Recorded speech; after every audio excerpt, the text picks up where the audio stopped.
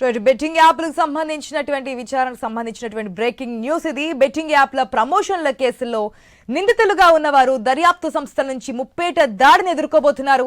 ఇప్పటికే 2 కేసుల్లో law and order పోలీసులు విచారణ చేస్తుండగా ఈడీ కూడా వీటిపై దర్యాప్తు చేయాలని నిర్ణయించింది. తాజాగా Telangana state cyber crime bureau అధికారులు కూడా ఈ కేసులపై దృష్టి సారించారు. గడిచిన 1 సంవత్సరంలోనే బెట్టింగ్ యాప్లలో డబ్బు పోగొట్టుకొని 15 మంది ఆత్మహత్యలు చేసుకున్నట్లుగా తెలిసిన నేపథ్యంలో చనిపోయిన వారి వివరాలను పోలీసులు సేకరిస్తున్నారు. ప్రాణాలు తీసుకున్న వారి కుటుంబ సభ్యుల నుంచి నిర్దిష్టమైన వివరాలతో ఫిర్యాదులు తీసుకోవాలని నిర్ణయించారు. దీంతో పాటు బెట్టింగ్ యాప్ల బారిన పడి ఉన్నదంతా పోగొట్టుకున్న బాధితులు కూడా కంప్లైంట్లు ఇవ్వడానికి ముందుకు రావాలని అధికారులు చెబుతున్నారు.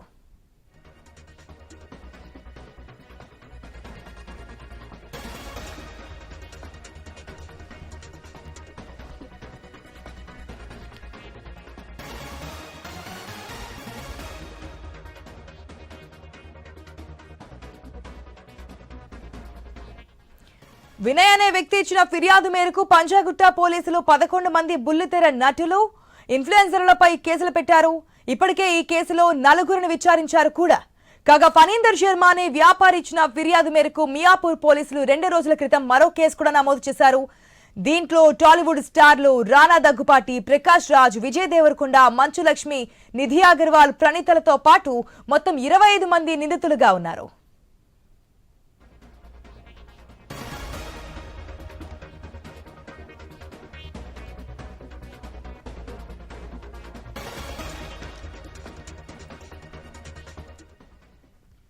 ఇక బెట్టింగ్ యాప్ల వ్యవహారంలో నిర్దిష్టమైన వివరాలతో ఫిర్యాదులు స్వీకరించాలని పోలీసు ఉన్నతాధికారులు నిర్ణయించారు. పంజాగుట్ట, మియాపూర్ పోలీసులకు అందిన కంప్లైంట్లలో ఫలానా సెలబ్రిటీలు ఫలానా బెట్టింగ్ యాప్లను ప్రమోట్ చేశారన్న వివరాలు మాత్రమే ఉన్నాయి. ఆయా యాప్లలో ఎవరైనా సర్వస్వం కోల్పోయి రోడ్డున పడ్డారా, లేక ఎవరైనా ఆత్మహత్యలు చేసుకున్నారన్న సమాచారం కూడా లేదు. దీంతో నేర నిరూపణ జరిగితే నిందితులకు కఠినమైన శిక్షలు కూడా పడే అవకాశం ఉన్న సెక్షన్లు కూడా పోలీసులు ఎఫ్ఐఆర్లో నమోదు చేస్తున్నటువంటి సిచ్యువేషన్.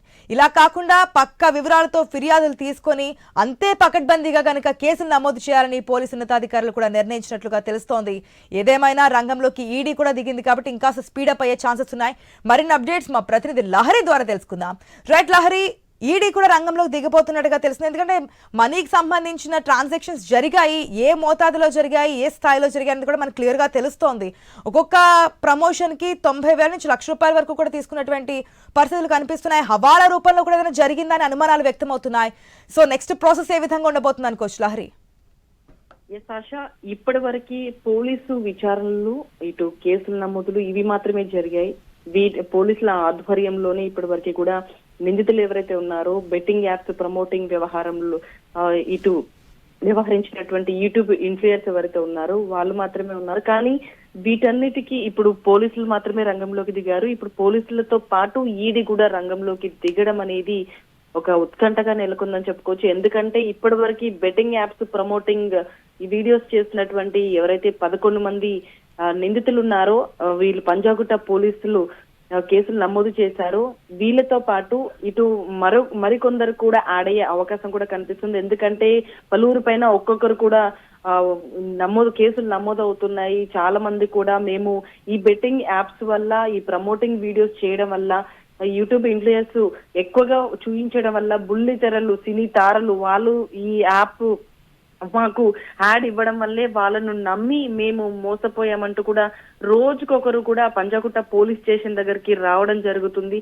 ఈ నేపథ్యంలో ఈ కేసును కూడా సీరియస్ గా తీసుకోవడం జరిగింది పోలీసులు కూడా. సో ఎవరైతే ఈ బెట్టింగ్ యాప్స్ ప్రమోటింగ్ లో నమ్మి మోసపోయినటువంటి వాళ్ళు ఉన్నారో వాళ్ళు ఆత్మహత్యలు చేసుకున్నారు, వాళ్ళు ప్రాణాలు కోల్పోయారా ఏంటి, వాళ్ళు ఎంతవరకు నష్టపోయారు, అసలు వాళ్ళు రోడ్డున పడ్డారా ఏంటి, వీటన్నిటిపైన కూడా ఇటు పోలీసులు పూర్తిగా వివరణ కూడా తీసుకుంటున్నారు. దర్యాప్తులు ముమ్మరంగా కొనసాగుతున్నాయని చెప్పుకోవచ్చు. సో బెట్టింగ్ యాప్ వ్యవహారంలో చాలా కీలకమైనటువంటి ఫిర్యాదులు కూడా స్వీకరించాలని ఇప్పటికే పోలీసు ఉన్నతాధికారులు కూడా నిర్ణయించడం జరిగింది. ఇప్పటికే చూసుకోవచ్చు పంజాగుట్ట పోలీసులతో పాటు ఇటు మియాపూర్ పోలీసులు కూడా కేసులు నమోదు చేయడం జరిగింది. మొత్తం 11 మందితో పాటు ఇటు 25 మందిని కూడా ఇప్పటికే చూసుకోవచ్చు పంజాగుట్ట పోలీస్ స్టేషన్ లో కూడా 5 మంది పైన కూడా ఇప్పటికే విచారణ చేపట్టడం జరిగింది. వాళ్ళు ఇచ్చినటువంటి స్టేట్మెంట్ కూడా రికార్డ్ చేయడం జరిగింది. వాళ్ళు మాత్రం చెప్తున్నటువంటి విషయం ఏంటంటే వాళ్ళు వేరే వాళ్ళ ద్వారా డబ్బులు తీసుకున్నాము, మేము యాప్ ని కేవలం ప్రమోటింగ్ చేశామని చెప్పేసి కూడా కొంతమంది చెప్తున్నారు. కానీ మరికొంతమంది ఏమో వీటిపైన ఈ యాప్స్ వల్ల ఎంతో మంది కూడా లక్షలు సంపాదించి ఒక సామాన్యుల పైన కూడా భారం మోపే విధంగా మీరు యాప్స్ వ్యవహారం ఎలా చేస్తారంటూ కూడా కొందరు వ్యతిరేకిస్తున్నటువంటి సిచ్యువేషన్ కూడా చూస్తున్నాం. మరి ఇది ఈడీ ఇప్పుడు రంగంలోకి దిగింది కాబట్టి మరి ఎవరైతే ఈ యాప్ ని ప్రమోట్ చేశారో వాళ్ళ పైన మరి ఎలాంటి యాక్షన్ తీసుకుంటారు ఏంటి అనేది కూడా చూడాల్సి ఉంది. రైట్, మొత్తంగా ఏదైనా కావచ్చు. ఇప్పటి వరకు ఆత్మహత్యలు చేసుకున్నటువంటి ఫిగర్ మాత్రమే బయటకు వచ్చింది. 15 మంది ఈ బెట్టింగ్ యాప్ల బారిన పడి, అయితే ఎవరైతే సర్వస్వం కోల్పోయి నష్టాల ఊబులు అంటే కష్టాల ఊబులు అప్పుల పాలైపోయి రోడ్డును పడినటువంటి కుటుంబాలు కూడా పక్కా ఇన్ఫర్మేషన్స్ తో పోలీస్ స్టేషన్ వెళ్ళి కంప్లైంట్ ఇస్తే గనక వారి గురించి వివరాలు కూడా తీసుకునే అవకాశం అయితే ఉంది. సో మీలో ఎవరైనా సరే ఈ విధంగా ఈ బెట్టింగ్ యాప్ ప్రమోషన్ బారిన పడి మీరు ఆ వలయంలో చిక్కుకొని ఏదైనా నష్టపోయి ఉంటే కనుక స్టేషన్ని సంప్రదించితే గనక న్యాయం జరిగే అవకాశం ఉంటుంది. Thanks for the update Lahari.